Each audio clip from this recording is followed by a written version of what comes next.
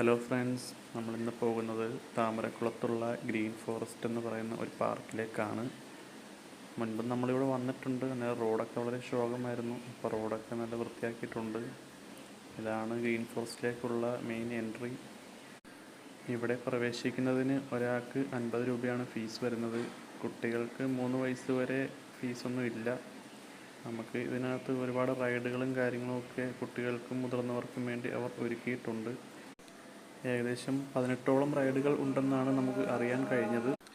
കുട്ടികളുമായിട്ടൊക്കെ ഒഴിവ് ദിവസങ്ങൾ ചിലവഴിക്കാൻ പറ്റിയ നല്ലൊരു സ്പോട്ട് കൂടിയാണിത്. നമ്മൾ വന്നപ്പോൾ തന്നെ ഒരു അക്വേറിയം ഫ്രണ്ടിൽ അവർ ഒരുക്കിയിട്ടുണ്ട്. ധാരാളം അലങ്കാര മത്സ്യങ്ങളൊക്കെ അവർ അതിൽ സജ്ജീകരിച്ചിട്ടുണ്ട്. പിന്നെയുള്ളത് ഇങ്ങനെയുള്ള ഓരോ റൈഡുകളാണ്. കുട്ടികൾക്ക് വേണ്ടിയാണ് കൂടുതലും അവർ ഇതിനകത്ത് സജ്ജീകരിച്ചിട്ടുള്ളത്. അതുപോലെ ബോട്ടിംഗ് ഉണ്ട്, കയാക്കിംഗ് ഉണ്ട്, പിന്നെ ഓപ്പൺ ജിം വരുന്നുണ്ട്.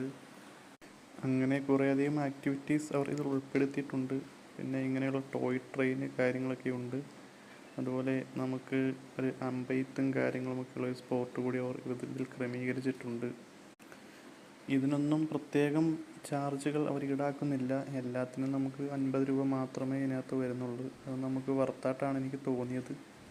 ഇതിൻ്റെ കറക്റ്റ് ലൊക്കേഷൻ വരുന്നത് താമരക്കുളത്താണ്. താമരക്കുളത്ത് വയ്യാങ്കര ചിറ എന്ന് പറയപ്പെടും. ഇവിടെ വന്നാൽ ആരോട് ചോദിച്ചാലും പറഞ്ഞു തരും. അതുപോലെ ഇതേപോലുള്ള ഓപ്പൺ ജിമ്മൊക്കെ ഉണ്ട്. പിന്നെ ബോട്ടിംഗ് ഉണ്ട്.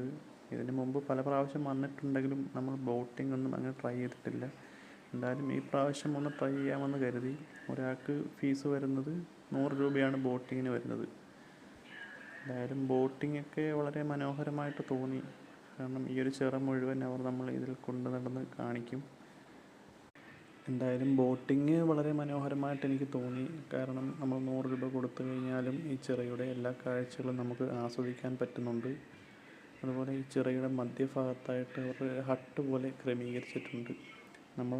നമ്മളെ അവിടെ അവർ കൊണ്ട് ഇറക്കി കുറച്ച് സമയം നമുക്കവിടെ സ്പെൻഡ് ചെയ്യാനായിട്ട് സാധിക്കും. അവിടെ കുട്ടികൾക്ക് വേണ്ടി കുറച്ച് അലങ്കാര മത്സ്യങ്ങളൊക്കെ അവർ ക്രമീകരിച്ചിട്ടുണ്ട്. അതൊക്കെ കുഞ്ഞുങ്ങൾക്ക് വളരെ ഇഷ്ടപ്പെടുന്നതായിട്ട് എനിക്ക് തോന്നി. കാരണം നമ്മുടെ കുഞ്ഞുങ്ങളും അതൊക്കെ നല്ല രീതിയിൽ എൻജോയ് ചെയ്തു. നമ്മൾ വന്നത് വർക്കിംഗ് ഡേയിലായതുകൊണ്ട് വലിയ തിരക്കോ കാര്യങ്ങളൊന്നും അനുഭവപ്പെട്ടില്ല. അല്ലാത്ത ടൈമിലൊക്കെ അത്യാവശ്യം നല്ല തിരക്കും കാര്യങ്ങളൊക്കെ ഇവിടെ ഫീൽ ചെയ്യുന്നതാണ്.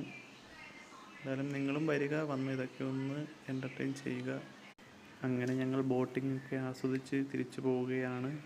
വീണ്ടും അടുത്തൊരു വീഡിയോയിൽ കൂടി കാണുന്നത് വരേക്കും ബൈ.